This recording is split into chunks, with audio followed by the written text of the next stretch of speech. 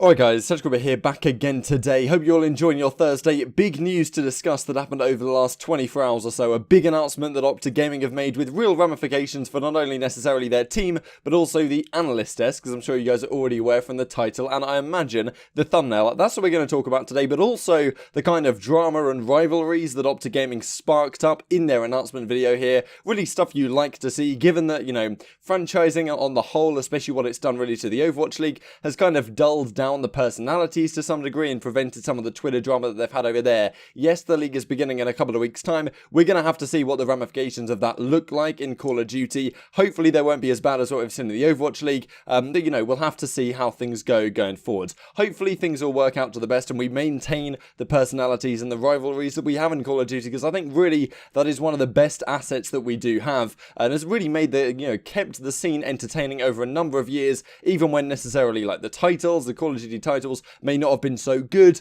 The game has still kept up viewership because the personalities are really enjoyable to watch. Hopefully that will still happen this season. Looks like the organizations, the teams are still looking to go in for some organization versus organization rivalry, as OpTic Gaming have done today with the mention of CRIM 6. We'll go into that in the coming minutes. So like, if you guys enjoy, I would greatly appreciate it. Subscribe if you are new, as always. It's free after all. And let's hop right into it. So firstly, thanks to Wiki Matt J for pointing this out to me, just to follow up a little bit from yesterday.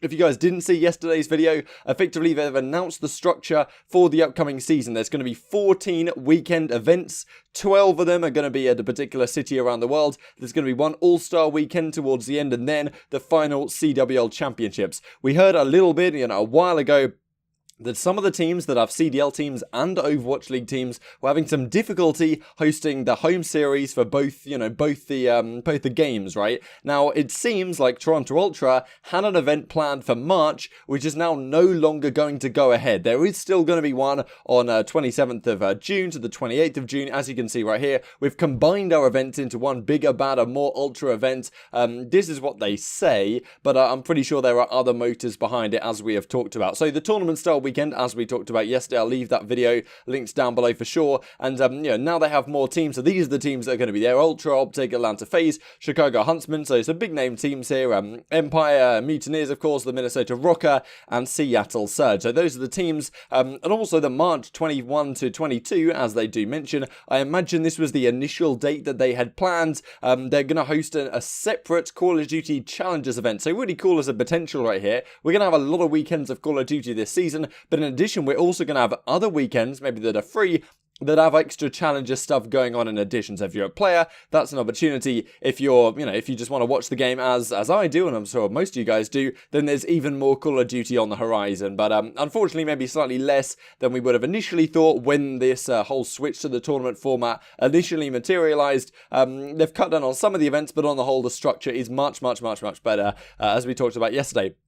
Very interesting question that was coming up in the comments as to whether these events, given there's only 8 teams at each one, really count as a proper championship, right? And to be honest, I don't think they do count as a championship in the traditional sense. However, I think they count as a trophy. I think they do count for some importance. The question is, to what degree do you count this? Let's say, Empire wins one, and, does Hook get that monkey off his back, in the sense of people are saying, oh, you haven't won a championship in Call of Duty. Does that happen? Probably not. But then again, you've only got one world championship at the end of the season, so what are you really going to do about it? Difficult to say. So moving on then, this guy Joel, I believe he's involved to some degree with Infinity Ward, still going strong. PlayStation Store, December's top downloads, of course, Modern Warfare, pretty much heading it up. And then, he replies, so we have Ghost saying we need more 6v6 maps. We completely hear you guys on this, been working on it and continue as fast as we humanly can. So some positive news, potentially some better maps coming into the game that could be involved in the competitive scene for the latter half of it. A couple more things I wanted to go through then, just before we hop into it. CDL owner involvement, just related to that previous one.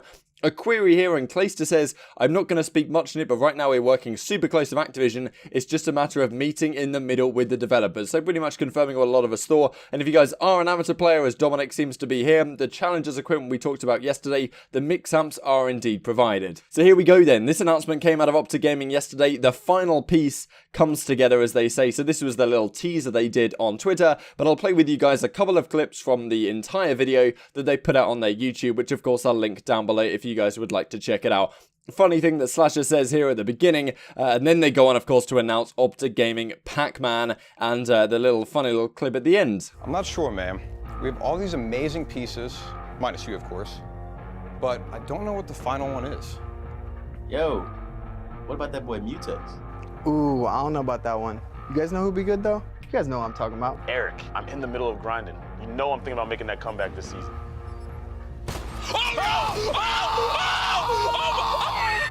Yeah, man. Of course you are. We just need you to pull this off. What do you say? You son of a bitch. I'm in. Oh shit, I think we're late again. At least CRIM 6 isn't here to yell at us. So firstly, here we go. OpTic Gaming PACMAN. This was, to be honest, a pretty surprising one for him to go straight into OpTic Gaming as their head coach. Obviously, a very experienced Call of Duty player. I believe he won the national championships back in like 2008 on COD 4. So, you know, a complete veteran of the game. Of course, he's been on the analyst desk for the last, I guess, couple of seasons, or at least the Black Ops 4 season. I forget exactly how it went. There's a clip in that video as well of his Black Ops 3 famous clip on Hunted, Search and Destroy, where he got the Argus. He tried to let Karma plant, so then he could kill Karma and then defuse the bomb, get more points towards his score streaks. Instead, he missed the shot. Karma heatwaved him and effectively turned on him. I mean, that's a shot you really can't be missing, but I guess it happens. Sometimes the aim assist doesn't work in your favor in those kind of situations. Whatever, that's probably his most famous clip ever, was on the negative, on the receiving end, I guess, of, you know, one of the, a famous clip, right, from back in the Black Ops 3 online league. Used to be a great time. So yeah, PACMAN locked in as their head coach. Of course, you've seen Modog in the video. He's kind of the general manager guy. Then you've got the 5-man team of Dashy, TJ, Slasher, Kenny, of course, and JCap. Then you've got the substitutes in Chino and Goonjar, I believe. Then you've got the head coach in PACMAN. So interesting decision they've decided to go with here. And of course it has ramifications beyond that. People have been talking about PACMAN and the analyst desk and exactly what's going on there. Whether he would be staying on in that role that he's had for the last season. Doesn't seem like, of course, he will be. He's now going to be the head coach onto this team. Rumours were that maybe TP, maybe Merk were considering similar options. However, we've heard over the last couple of days, there have been some clips that have come out of Merk saying on stream, you know what, our contracts are in the very final stages, nothing officially signed. I think there was a clip that Merk did, I'll leave this, maybe I'll just play it on screen in a second, but effectively he says, you know, me and Maven's contracts are pretty much sorted. Once they are, then we're going to have to be streaming a little bit more Modern Warfare, we'll start watching some scrims off screen, all of that stuff. So it very much seems like Maven and Merk are about to be locked in for the league. You think we guys? Well, Clint and I are gonna have to start, if our contracts get done. Well, we're gonna have to start implementing some MW. Yeah. But honestly, what's gonna probably end up happening more is Clint and I maybe playing a little bit, and him and I watching scrims off stream is probably what's gonna happen more. Talking with coach. Clearly, either PACMAN didn't get the opportunity to come back. Maybe they didn't, you know, decide that, you know, he was a good fit for them this season, or maybe he just decided that he preferred to go into a head coaching kind of role in terms of his future career, you know, procession, right? And we've seen it with like YNK, Yanko in CSGO as well, has done a similar thing, being like the premier analyst in CSGO for a long time, then gone on to coach FaZe Clan. Hasn't particularly worked out very well for him, but so, you know, we'll have to see how it goes with PACMAN. OpTic were considered at the start of the season to be one of the scariest teams. We'll have to see how that goes going forward. And of course, PACMAN has been analysing the game for quite a bit of time.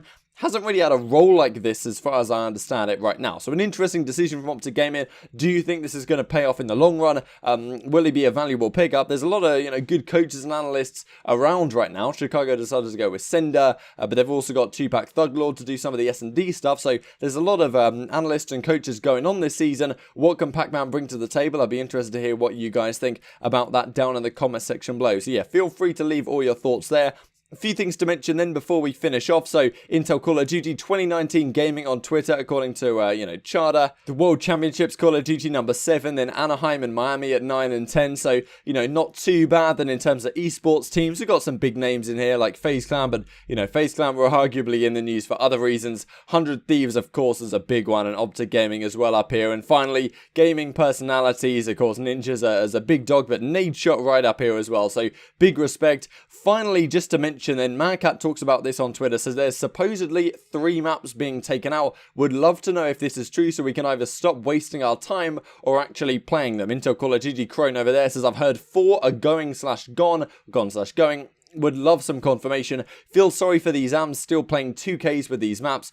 2 S&D plus Dom plus Hardpoint apparently, right? What we've heard, but you know I'd love some confirmation being 2 weeks away from the start of the league and the Challenger stuff over at the Minnesota event that Macat will be playing in on the London Royal Ravens Academy. So honestly, it's pretty tragic if it is the case that behind the scenes the league is working on some of these changes and the players really have no communication. This is the rumor right now. Ramaza Domination gone, Arklov Hardpoint gone, Cave S&D and Hackney S&D potentially gone. Personally, Azir Cave Search and Destroy is just, well, as a map on the whole, it's just tragic. And Hackney Yard, in theory, when you first see that map, you look at it and think, oh, this seems like a kind of traditional Search and Destroy map. But, you know, for S&D, it really doesn't play very well at all, to be honest, especially in a 5v5 setting. So this is the rumor that these maps are going to be entirely out of the game very shortly indeed. Be interested to hear your thoughts on that, of course, down in the comment section below. And, yeah, apparently the respawn maps are very likely to be going. The other ones heard from a handful of people, so we're not 100% sure this is going on. But, you know, as I said a couple of weeks ago, I imagine that we do get one final CDL rules update before the league starts on January the 24th. Obviously, it would be fantastic, given Clayster said, as we talked about earlier in the video, that there is quite a lot of communication going on between the pros and between Activision. It would be nice if the guys over there responsible for running the CDL could also go and talk to some of the amateur guys, Macat and whoever, and maybe some of the pros as well, to say, look, this is what's going on behind the scenes. We haven't announced it yet, but just to be aware, stop scrimming these maps because, you know, they're not going to be played in the competitive side of things. Personally, I think, you know, these are solid changes to me. And, you know, at the end of the day, not a lot of these maps and mode combinations are great for competitive play anyway. So I guess if they're going to pick the best of the bunch, I think that's the best way we can realistically do it. But yeah, thanks for watching as always. Like if you guys enjoyed, subscribe if you're new. I'll see you next time. Yeah, we'll try to help you out if you're. They could be your pipes though, so be careful. Oh, he's just sitting back in the truck, dude. He's moving Middle. Oh my god. Who am I playing? Blake. Balaki. Oh, this is so good.